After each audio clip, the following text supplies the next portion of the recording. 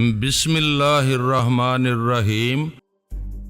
انسان خاک کا پتلا ہے، کیا وہ خاک پھر اسی طرح کا پتلا بن گئی ہے؟ ایسا تو کبھی نہیں ہوتا۔ اس نے رینٹڈ کار ایجنسی میں ہوٹل شیریٹن کا پتہ لکھا تھا۔ وہ کمرہ نمبر 202 میں رہائش پذیر تھی۔ وہ اپنی کار میں آ کر بیٹھ گیا، اسے بڑی دیر تک تلاش کرتا رہا۔ ہو سکتا تھا کہ وہ واپس ہوٹل پہنچ گئی ہو، وہاں اس سے ملاقات کی توقع تھی۔ اس نے موبائل فون کے ذریعے ہوٹل شیریٹن کے انکوائری کلرک سے پوچھا، کیا مس شیتارا آپ کے روم نمبر 202 میں قیام کرتی ہیں؟ دوسری طرف سے جواب ملا، just a minute hold on. وہ فون کو کان سے لگائے انتظار کرتا رہا، پھر دوسری طرف سے نیلما کی آواز سن کر حیران رہ گیا۔ وہ پوچھ رہی تھی، ہیلو کون ہے؟ وہ حیرانی سے بولا، نیلما۔ اس نے پوچھا، کون نیلما؟ دیکھو انجان نہ بنو، تم نے پھر ایک شیتارا کی ہم شکل کو تلاش کر کے اس کا جسم حاصل کیا ہے اور اس کے اندر سما کر نئی زندگی گزار رہی ہو۔ کیا بکواس ہے یہ؟ کس قسم کی باتیں کر رہے ہو؟ کیا تم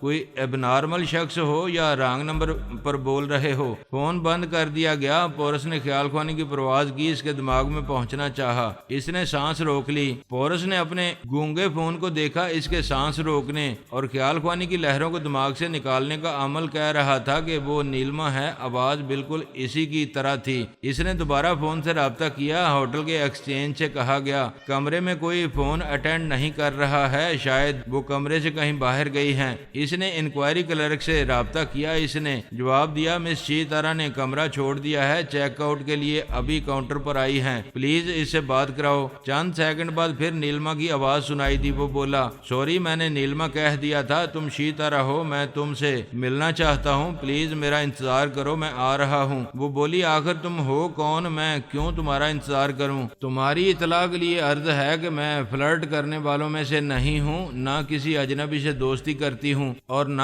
کسی آئیڈیل کا انتظار کرتی ہوں۔ اس نے پھر فون بند کر دیا۔ پورس اس سے گفتگو کے دوران میں اپنی جیبیں ٹٹول رہا تھا۔ اس ڈبیا کو تلاش کر رہا تھا جس میں نادیدہ بنانے والی گولیاں اور فلائنگ کیپسول تھے۔ وہ کیپسول کے ذریعے چند سیکنڈ میں اس کے پاس ہوٹل میں پہنچ سکتا تھا۔ اس کی داڑھ میں نادیدہ بنانے والی ایک گولی ضرور ہوتی تھی، وہ نادیدہ ہو سکتا تھا لیکن کیپسول کے بغیر وہاں چشمے زدن میں نہیں پہنچ سکتا تھا۔ دراصل وہ لباس کو تبدیل کرتے وقت اس اتارے ہوئے لباس کی ایک جیب میں ڈبیا کو بھول آیا تھا۔ وہ جھنجھلا کر رہ گیا۔ کار کے ذریعے ہوٹل تک جانا گویا وقت ضائع کرنا تھا۔ اس کے ہوٹل پہنچنے تک پتہ نہیں وہ کتنی دور جا چکی ہوتی۔ اس نے خیال خوانی کے ذریعے اپنے ایک ماتحت سے کہا، فوراً ریلوے اسٹیشن جاؤ اور وہاں شیتارا کی ہم شکل کو تلاش کرو، وہ کسی پلیٹ فارم یا کسی ٹرین میں نظر آ سکتی ہے۔ وہ اپنی کار سٹارٹ کر کے ایئرپورٹ کی طرف جانے لگا۔ خیال خوانی کے ذریعے نتاشا کو اس شیتارا کے متعلق بتانے لگا جو نیلما کی آواز اور لہجے میں بول رہی تھی۔ نتاشا نے پوچھا، کیا وہ ہوٹل میں تھی؟ اس کا مطلب ہے وہ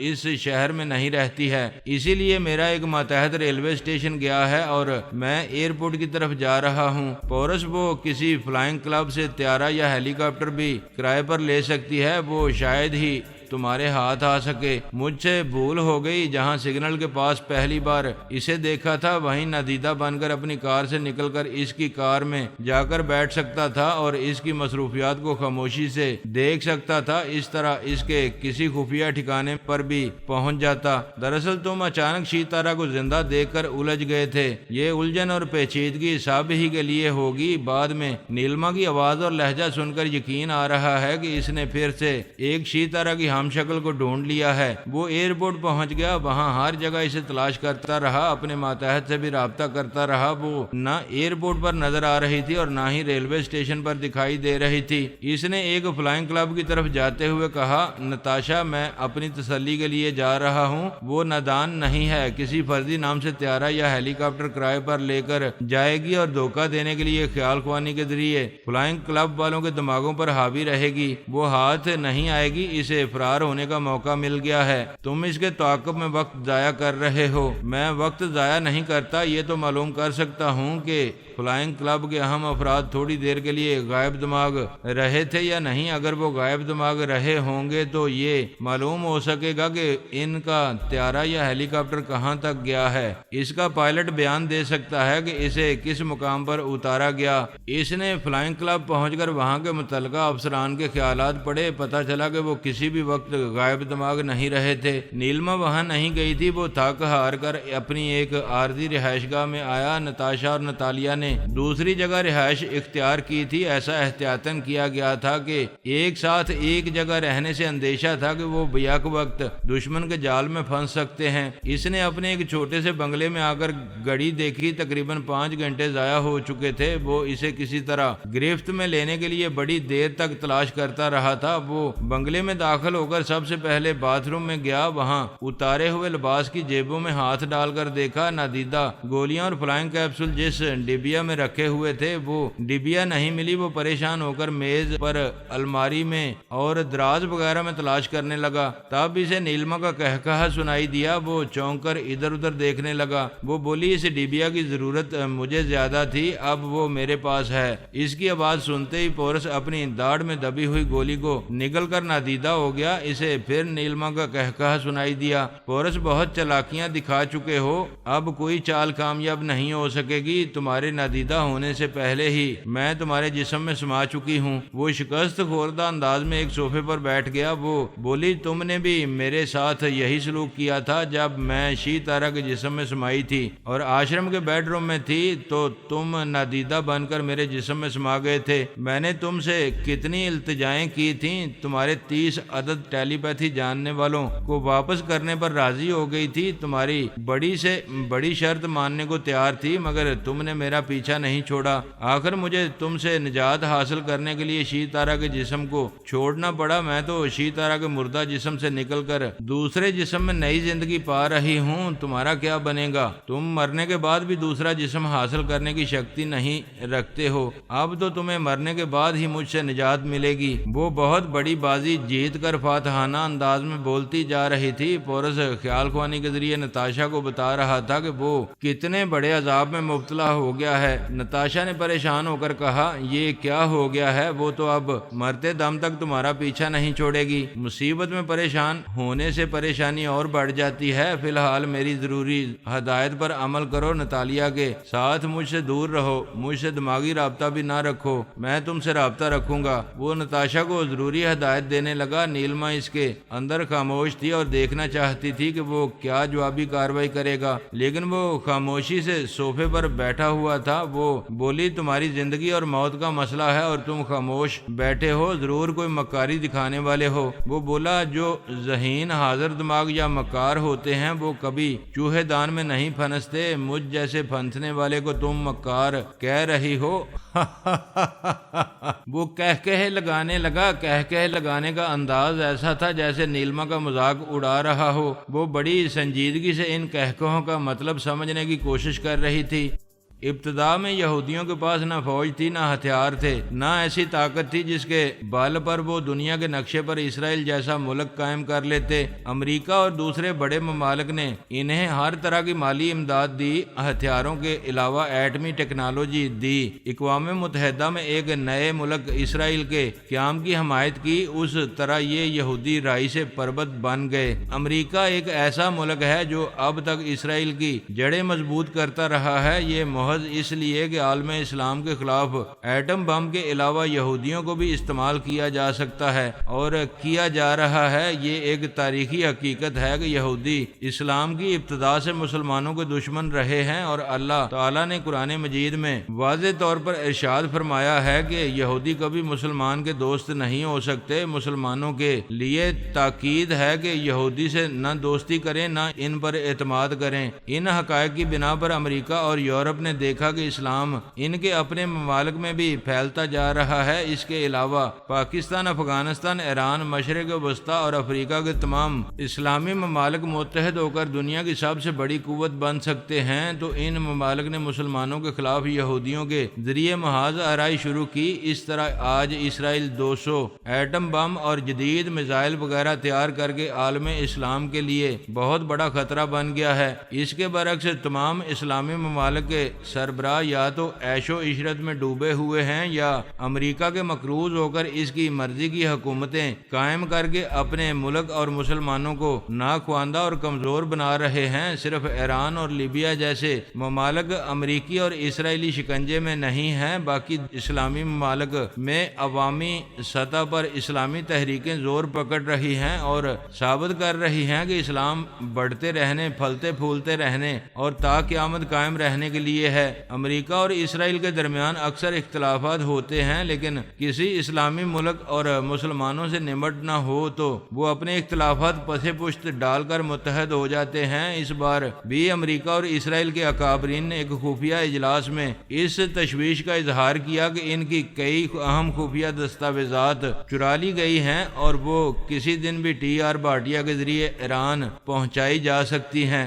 اسرائیلی آرمی انٹیلیجنس کے ڈائریکٹر جنرل برین آدم نے امریکی اکابرین سے کہا، ہمارے سامنے دو ہی راستے ہیں، ایک تو یہ کہ ہماری خفیہ دستاویزات کو ایران پہنچانے سے پہلے ہی ٹی آر بھاٹیا کو تلاش کر کے اسے گولی مار دی جائے، اور اگر وہ ہاتھ نہ آئے اور ہماری اہم راز ایران پہنچ جائیں تو فوراً ہم اپنی سیاسی پالیسیوں میں ایسی تبدیلیوں کا اعلان کر دیں کہ ان تبدیلیوں کے باعث چرائی ہوئی دستاویزات کی اہمیت ختم ہو جائے۔ امریکی فوج کے اعلیٰ افسر نے کہا، ان دستاویزات میں ہماری فوج کے کئی اہم راز ہیں، ایران ان رازوں سے فائدہ اٹھا سکتا ہے۔ برین آدم نے کہا، ہم فوجی معاملات میں بھی تبدیلیاں لا سکتے ہیں، مثلا ایٹم بموں کی تیاری اور ذخیرہ کرنے کے مراکز تبدیل کر کے انہیں کسی دوسرے مقام پر پہنچایا جا سکتا ہے۔ چرائی ہوئی دستاویزات میں جو منصوبے درج ہیں، ان منصوبوں کو بھی تبدیل کیا جا سکتا ہے۔ ایسا کرنے میں کچھ وقت بھی لگے گا اور پریشانی بھی ہوگی، لیکن ٹی آر بھاٹیا گرفتار نہیں ہوگا اور وہ دستاویزات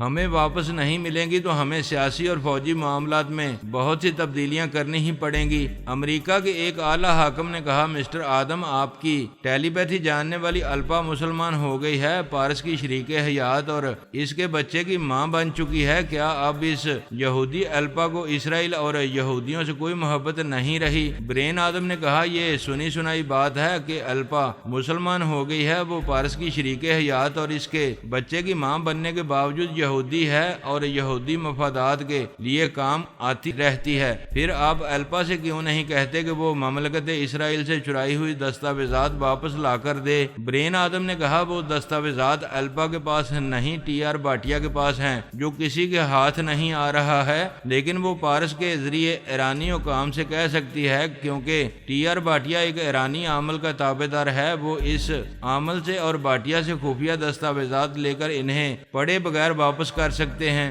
آپ کیا سمجھتے ہیں کہ الپا ایسی کوشش نہیں کر رہی ہے؟ اس نے ایرانی حکام سے پارس اور فرحات کے ذریعے رابطہ کیا ہے۔ ایرانی حکام نے کہا ہے کہ اس ایرانی عامل اور بھاٹیا سے خود ان کا رابطہ نہیں ہو رہا ہے، پتہ نہیں وہ ایرانی عامل کہاں رپوش ہے اور ان دستاویزات کو ایران پہنچانے میں تاخیر کیوں کر رہا ہے۔ ہو سکتا ہے ایرانی حکام الپا سے جھوٹ بول کر اسے ٹال رہے ہوں، وہ سچ بول رہے ہیں۔ ہم اور آپ اچھی طرح سمجھ رہے ہیں کہ ہماری خفیہ دستاویزات ایران پہنچی ہوتی تو ایرانی حکام ہمارے خلاف کئی سیاسی اقدامات کر چکے ہوتے۔ ہو سکتا ہے وہ کسی مناسب موقع پر اقدامات کرنا چاہتے ہوں۔ ایسے شبہات میں مبتلا ہونے سے بہتر ہے کہ ہم سب حالات کا صحیح تجزیہ کریں۔ کیا آپ سب نے اخبارات میں نہیں پڑھا ہے کہ ٹی آر بھاٹیا ہندوستان میں ہے اور اس کا رابطہ بلی ڈونا سے رہتا ہے؟ اس سے اندازہ ہوتا ہے کہ ایرانی عامل حکومت ایران سے بدظن ہے اور بھاٹیا کے ذریعے بلی ڈونا سے دوستی کر چکا ہے۔ اس کا مطلب ہے کہ بھاٹیا کے علاوہ اب بلی ڈونا کو بھی تلاش کرنا ہوگا۔ یہ باتیں امریکی اور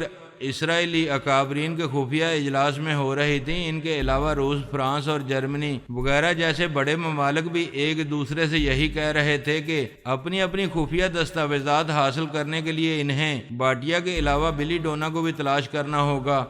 بلی ڈونا نے جس دن وہ اخبارات پڑھے تھے، اس دن سے اس کا سکون برباد ہو گیا تھا۔ وہ تمام ٹیلی پیتھی جاننے والوں سے دور ہو کر گمنامی کی زندگی گزار رہی تھی۔ یوں گمنام رہ کر وہ دشمنوں سے اور تمام پریشانیوں سے محفوظ تھی، لیکن اس ڈمی بھاٹیا نے ایک رات بلی کی خوابگاہ میں آ کر اس کی پرسکون زندگی میں ہلچل پیدا کر دی تھی۔ اس نے خیال خوانی کے ذریعے ڈمی بھاٹیا کو مخاطب کیا اور پوچھا، کیا تم نے آج کا اخبار پڑھا ہے؟ ہاں، میں نے کئی اخبار والوں کو خیال خوانی کے ذریعے سحر زدہ کر کے یہ خبر چھپوائی ہے کہ میرا تم سے رابطہ رہتا ہے۔ تم نے میری پرسکون زندگی میں ہلچل پیدا کر دی ہے۔ تم نے ایسا کیوں کیا ہے؟ پہلے تو میں یہ نہیں جانتا تھا کہ جس بنگلے کے بیڈ روم میں چوروں کی طرح داخل ہو رہا ہوں وہاں بلی ڈونا سے یعنی تم سے ملاقات ہوگی۔ میرا مقصد یہ تھا کہ میں کسی کے بھی گھر میں وہ اٹیچی پہنچا کر پھر اخبارات میں خبریں چھپوا کر تمام تلاش کرنے والوں کو یہ بتا دوں کہ میں مدیحہ پردیش کے ایک شہر بلاسپور میں ہوں۔ کیا اس اٹیچی میں واقعی دستاویزات ہیں؟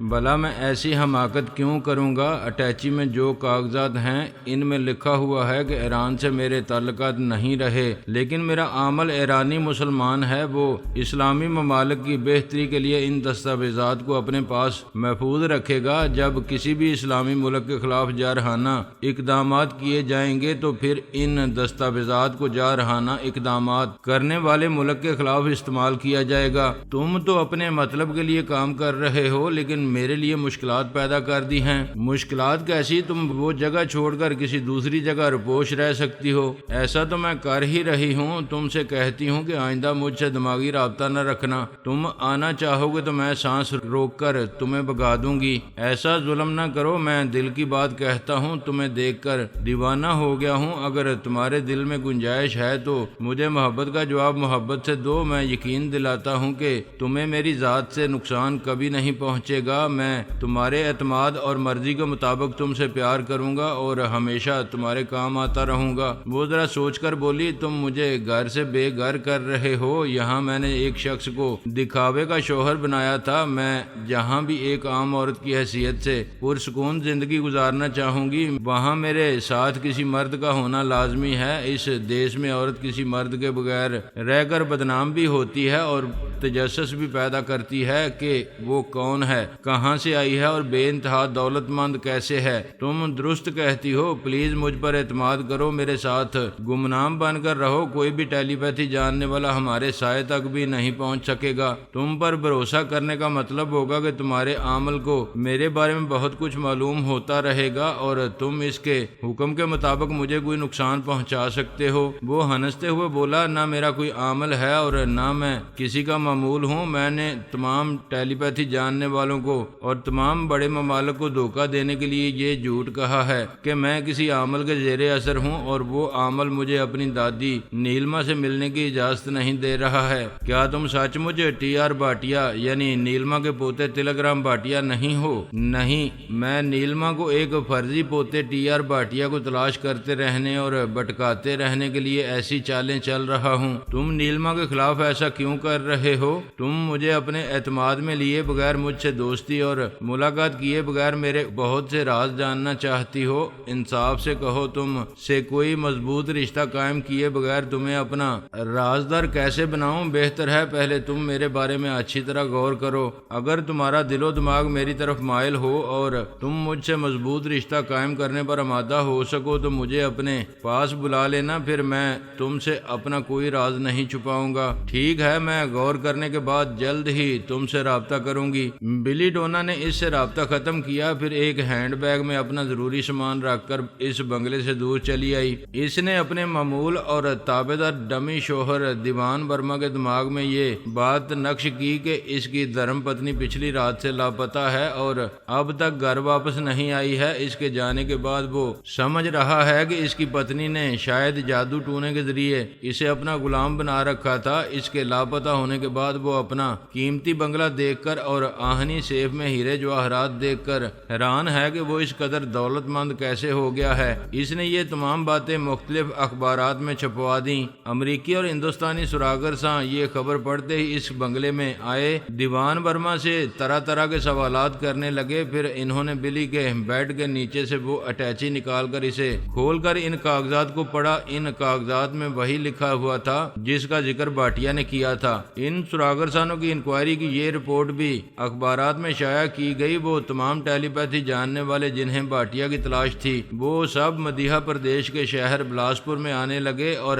اس شہر کے اطراف کے علاقوں میں بھی بھاٹیا اور بلی ڈونا کو تلاش کرنے لگے۔ ایک شام بلی ڈونا نے بھاٹیا سے رابطہ کر کے کہا، میں بنگال کے ایک شہر کھرگ پور میں آ گئی ہوں، میں نے تمہارے بارے میں بہت سوچا ہے اور اسی نتیجے پر پہنچی ہوں کہ ہم دونوں ساتھ رہ کر تمام تلاش کرنے والوں سے محفوظ رہ سکتے ہیں۔ مجھے خوشی ہے کہ تم مجھ پر اعتماد کر رہی ہو، کیا میں کھرگ پور آ جاؤں؟ ہاں آ جاؤ، میں تمہارا انتظار کر رہی ہوں۔ اس نے رابطہ ختم کیا۔ ڈمی بھاٹیا نے مجھے مخاطب کر کے بتایا کہ وہ بلی ڈونا کا اعتماد حاصل کر چکا ہے اور اس کے ساتھ رہائش اختیار کرنے جا رہا ہے۔ اگر بلی کوئی مکاری کرے تو میں اس پر نظر رکھوں گا اور اس کی مکاری سے اسے محفوظ رکھ سکوں گا۔ وہ مجھے یہ رپورٹ دے کر چلا گیا۔ پورس نے ایک بار نیلما سے جیسا سلوک کیا تھا، اب نیلما بھی نادیدہ بن کر پورس کے اندر سما کر اس کے ساتھ ویسا ہی سلوک کر رہی تھی۔ اس نے اسے چیلنج کیا تھا کہ وہ اسے اپنے اندر سے نہیں نکال سکے گا اور وہ ہمیشہ اس کے اندر رہ کر اس کی تمام مصروفیات سے آگاہ ہوتی رہے گی اور